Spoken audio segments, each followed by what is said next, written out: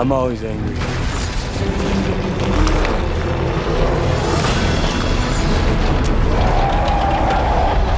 The MCU has been messing around with the Hulk storyline for a while now. First, they turned the fan-favorite green guy into this calmer, more intelligent version, which some people called Smart Hulk. Then, they introduced She-Hulk, who's basically trying to be the MCU's Deadpool but didn't quite win over the critics. Oh, and there's also another Hulk from planet Sakaar. He's called Sakaar, the son of Hulk. Now we've got Red Hulk entering the MCU, played by Harrison Ford. It's not all bad, but let's be honest, it's still not the Hulk we all wanted to see in the MCU. So my question is, where's the real Angry Hulk storyline? Well, it looks like the MCU finally has some answers for us by bringing in the Planet Hulk story. Here's everything we know about it. Bruce Banner has been a key figure in the MCU since day one, and now there's been a lot of buzz around the possibility of the character's most epic storyline, World War Hulk, finally coming to life. Hulk first appeared in the MCU back in 2008 with The Incredible Hulk, one of the early Marvel Studios films where Edward Norton played the hero. But by the time the Avengers rolled around in 2012, Mark Ruffalo had taken over the role. Since then, he's been a staple in the MCU, sticking around all the way through Avengers Endgame and beyond. Although Hulk hasn't had a second solo movie yet, he's still one of the original Avengers, playing a key role in the multiverse saga. Surprisingly, The Incredible Hulk has become one of the most important Phase 1 films, with Abomination making a return in both Doctor Strange in the Multiverse of Madness and She-Hulk Attorney-at-Law in 2022. Plus, the leader from The Incredible Hulk will be back as the main antagonist in Captain America: Brave New World. With all these returning Hulk-related characters and Bruce's own appearance in She-Hulk, there's a lot of speculation that a World War Hulk movie might be on the way. World War Hulk has been rumored for years to be in the works for the MCU, with plenty of Easter eggs scattered throughout the films that hint the storyline could eventually be adapted.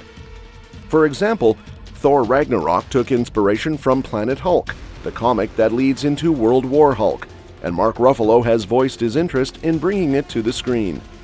The biggest obstacle holding back Marvel Studios from fully diving into it, however, has been the film rights to Hulk. Universal has owned the film rights to the character since 1990.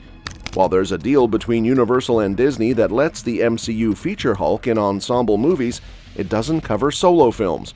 So, if the MCU ever does go for World War Hulk, it would likely have to be an ensemble movie instead of a standalone Hulk film. The MCU has made some major changes that could affect the setup for World War Hulk, though the storyline could still fit within the universe. The most notable changes involve the Illuminati and Sakaar, both of which play crucial roles in the original comic story but were introduced differently in the MCU. In the comics, one of the key events that sparks World War Hulk is the Illuminati's decision to banish Hulk from Earth. In the MCU, the Illuminati appeared in Doctor Strange in the Multiverse of Madness, but they were from a different universe. This makes it easy to assume they never interacted with the Hulk from the Sacred Timeline, which complicates the idea of Hulk seeking revenge on them.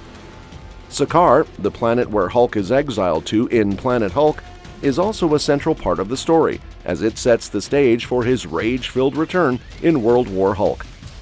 While Sakaar played a big part in Thor Ragnarok, the film didn't dive into the details necessary to fully connect it to the World War Hulk story, leaving out key elements that would help set up the events for Hulk's revenge. On the flip side, She-Hulk Attorney-at-Law has been teasing World War Hulk for a while now, starting as early as its first episode. A normal amount of rage, when a Sakaarian spaceship appeared, causing Bruce Banner and Jennifer Walters to swerve off the road. Sakaar is the planet from Thor Ragnarok, and in the comics, World War Hulk follows Hulk's departure from that world. In She-Hulk Episode 2, Superhuman Law, Banner says, "Yeah, probably not for a minute. I got some things I gotta take care of." before flying away in a Sakaarian ship, practically confirming what's next for the character. Sakaar plays a crucial role in the World War Hulk comic, and while Thor Ragnarok took inspiration from the story, like showing Hulk as a gladiator, it didn't dive into the details that set up the Hulk's rage-fueled return. Mark Ruffalo even commented on the tease, mentioning that not much has been discussed about Hulk's time on Sakaar, or his transformation into Smart Hulk. He said, "I do think that the trip to Sakaar is a good place to start, and what that means to the idea of what the fans have been asking for," hinting that World War Hulk could help fill in those gaps. Though he didn't spill any major details, his comments were definitely encouraging. She-Hulk may have left a lot of questions unanswered, but head writer Jessica Gao addressed the World War Hulk tease, saying, "I think it kind of opens up the possibility, if Marvel chooses to do something with that, to pick up that story, if they want it. So the door's still wide open for World War Hulk, if Marvel decides to take that path. To truly understand World War Hulk, you need to be familiar with Planet Hulk, which kicked off in April 2006 and directly sets up the events that follow. The story begins when the Hulk loses control and attacks Las Vegas, prompting the Illuminati to decide that he's too dangerous to remain on Earth. They exile him, and during his journey, Hulk crash lands on the planet Sakaar, where he's forced to fight as a gladiator for the Emperor. Over time, he earns the favor of the planet's people and forms his Warbound team, planning to leave Sakaar and return to Earth. This is where World War Hulk starts. Hulk's first stop is the Moon. Hulk's goal isn't just to destroy New York City, but to punish the Illuminati for what they did to him, though he doesn't want to kill innocent people. The final showdown comes when Hulk faces off against Sentry, and the two engage in a fierce battle that ends with both of them passing out and reverting to their true forms, Robert Reynolds and Bruce Banner. Ultimately, Tony Stark uses weaponized satellites to subdue Hulk and bring the unconscious Banner back.